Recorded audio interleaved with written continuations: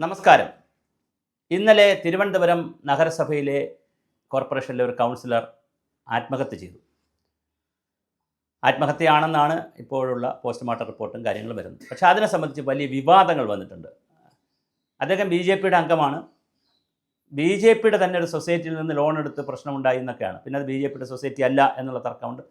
ആ തർക്കങ്ങളൊക്കെ അവിടെ നിൽക്കട്ടെ. നമ്മളെ സംബന്ധിച്ച് സുഭാഷിതം ചാനലിനെ സംബന്ധിച്ചിടത്തോളം ഒരു വ്യക്തി ലോൺ എടുത്ത് അടയ്ക്കാൻ കഴിയാതെ ആത്മഹത്യ ചെയ്യുന്നു. അതാണ് നമ്മുടെ വിഷയം.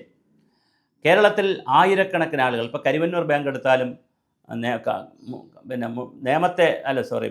മുണ്ടേലയിലെ വെള്ളനാട് അടുത്തുള്ള മുണ്ടേലയിലെ ഒരു ബാങ്ക് എടുത്താലും അതുപോലെ തന്നെ കാട്ടാക്കടയ്ക്ക് അടുത്തുള്ള ഒരു ബാങ്ക് ഉണ്ട്. അവിടെ ഒരു ബാങ്കിൻ്റെ പേര് ഞാൻ പെട്ടെന്ന് ഓർക്കുന്നില്ല. അങ്ങനത്തെ ബാങ്കുണ്ട്. ഇത്തരം ബാങ്കുകൾ വളരെ പ്രധാനപ്പെട്ട സർവീസ് കോപ്പറേറ്റീവ് ബാങ്കുകളിൽ നിന്ന് പാവപ്പെട്ടവർ ഒരുപാട് ലോൺ എടുക്കും. അപ്പോൾ ലോൺ എടുത്തിട്ട് തിരിച്ചടയ്ക്കാൻ കഴിയാതെ വരുമ്പോൾ മരണത്തിലേക്ക് പോകുന്ന, ആത്മഹത്യയിലേക്ക് പോകുന്ന, അല്ലെങ്കിൽ അവർ കൂട്ടാത്മഹത്യയിലേക്ക് പോകുന്ന ഒരു സ്ഥിതി കേരളത്തിലുണ്ട്. ഇതൊരു വലിയ സാമൂഹ്യ വിഷയമാണ് നമ്മളെ സംബന്ധിച്ച്. അപ്പോൾ തിരുമല അനിൽ മരിച്ചു എന്നുള്ളതിൻ്റെ ഒരു വാർത്ത, ഒരു കൗൺസിലർ മരിച്ചു, അതൊരു വാർത്ത. ഒരു കൗൺസിലർ മരിച്ചു, ആത്മഹത്യ ചെയ്തു എന്നുള്ളൊരു മറ്റൊരു കാര്യം. പക്ഷേ അതിനേക്കാളൊക്കെ പ്രധാനം അദ്ദേഹത്തിൻ്റെ രാഷ്ട്രീയമോ അദ്ദേഹത്തിൻ്റെ കൗൺസിലർ സ്ലിപ്പോ അതൊന്നുമല്ല എന്നെ മോട്ടിവേറ്റ് ചെയ്യുന്ന കാര്യം.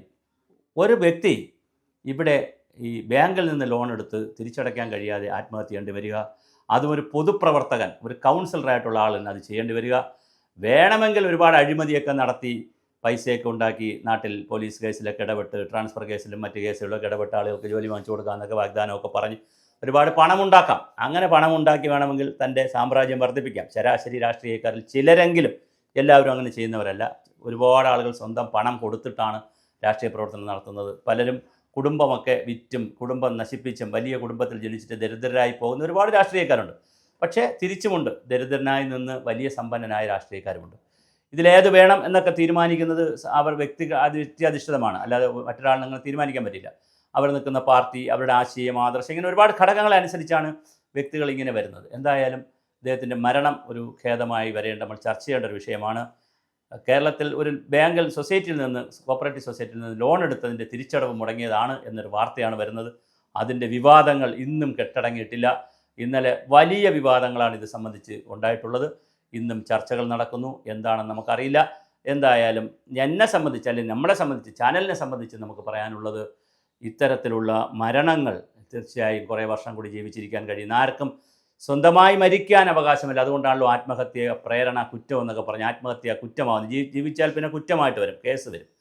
മറ്റൊരാളിനെ കൊല്ലാനും ആത്മഹത്യയ്ക്ക് പ്രേരിപ്പിക്കാനും ഒന്നും ഒരു സാഹചര്യമില്ല. കാരണം ജീവൻ എടുക്കാൻ നമുക്ക് അവകാശമില്ല എന്നുള്ളൊരു, അത് ആ വ്യക്തിക്ക് പോലും, ജീവൻ്റെ ഉടമയായിട്ടുള്ള വ്യക്തിക്ക് പോലും ജീവൻ എടുക്കാൻ അവകാശമില്ല എന്ന് പറയുന്ന വളരെ പവിത്രമായ ഒരു ജനാധിപത്യ രാജ്യത്താണ് നമ്മൾ താമസിക്കുന്നത്. അവിടെയാണ് ഇത്തരത്തിൽ ബാങ്കിൻ്റെ ജപ്തി പേടിച്ച് ഒരു കൗൺസിലർക്ക് ആത്മഹത്യ ചെയ്യേണ്ടി വരുന്നത്. അതൊരു വലിയ ഗൗരവതരമായ സാമൂഹ്യ വിഷയമാണ്. അപ്പോൾ സാധാരണ ആളുകൾ ആത്മഹത്യ ചെയ്താൽ അല്ലേ എന്നല്ല, സാധാരണ ആളുകൾക്ക് പക്ഷേ പൊതുജനങ്ങളുമായി ബന്ധമില്ലല്ലോ. അപ്പോൾ അവരെ സഹായിക്കാൻ കാണത്തില്ല. അവർക്ക് പ്രശ്നങ്ങളുണ്ടെങ്കിൽ അവരാരോടും പറഞ്ഞാൽ ആരും കേൾക്കാൻ കാണത്തില്ല. പലയിടത്തും പോയി വാതിൽ മുട്ടും, പിന്നെ അവർ ചിലപ്പോൾ ആത്മഹത്യ ചെയ്യും. പക്ഷേ ഇതങ്ങനെയല്ല.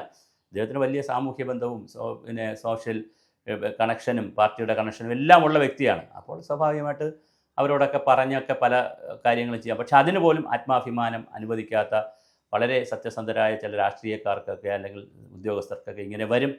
അത് വളരെ ഗൗരവമായി സമൂഹവും പാർട്ടികളും ഒക്കെ വിലയിരുത്തണം. ഒരാൾ രാഷ്ട്രീയ പ്രവർത്തനത്തിന് വരുമ്പോൾ അദ്ദേഹത്തിൻ്റെ സാമ്പത്തിക ബാക്ക്ഗ്രൗണ്ട് കൂടി മനസ്സിലാക്കി പരസ്പരം സഹായിക്കാനൊക്കെ ഉള്ളൊരു മാനസികാവസ്ഥയിലേക്ക് പോകണം. ഇനിയൊരു ജീവനും ഇവിടെ പൊലിയാതിരിക്കട്ടെ. ആശയപരമായിട്ടൊക്കെ നിന്ന് ഈ പറഞ്ഞ പോലെ അഴിമതി ഒന്നും ചെയ്യാത്തതുകൊണ്ടായിരിക്കുമല്ലോ, എനിക്കറിയില്ല, ചെയ്യാത്തതുകൊണ്ടായിരിക്കും. വ്യക്തിപരമായി എനിക്ക് പരിചയമുള്ള ആളല്ല. പക്ഷെ ചെയ്താത്തൊക്കെ നിൽക്കുന്ന അങ്ങനെയുള്ള ആളാണെങ്കിൽ വിട്ടുപോയതെങ്കിൽ തീർച്ചയായും അതൊരു നഷ്ടമാണ് സമൂഹത്തിന്. അപ്പോൾ അത് ഏത് പാർട്ടിയിലായാലും, ഒരു പാർട്ടി എന്നുള്ളതല്ല, ഏത് പാർട്ടിയിലായാലും നഷ്ടമാണ്.